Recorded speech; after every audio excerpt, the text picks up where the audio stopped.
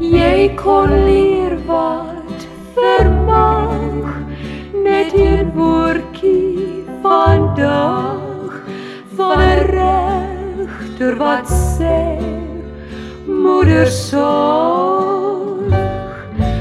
So klein liefling, probeer, voor hy nooit weer terugkeer, en verstaan wat die woordjie kan doen.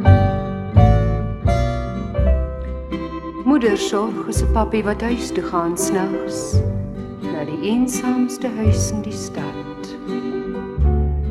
En moedersorg is 'n foto in sy sakboek, al wat hy oor het van sy liefstukkie. Moedersorg beteken 'n slapende prinsesie, wat nooit weer deur hom bed toegedra sal word nie.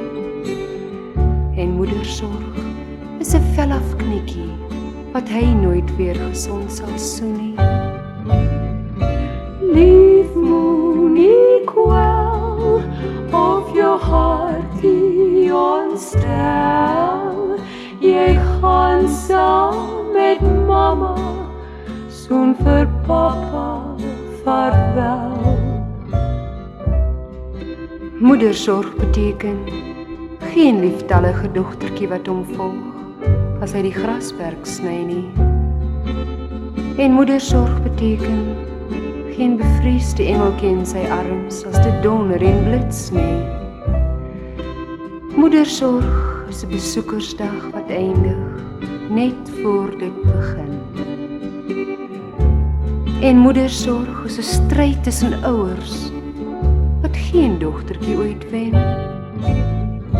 Lief moenie kwel, of jou hartjie ontstel, jy gaan saam met mama, soen vir papa, vaarwel. Jy gaan saam met mama, soen vir papa, vaarwel.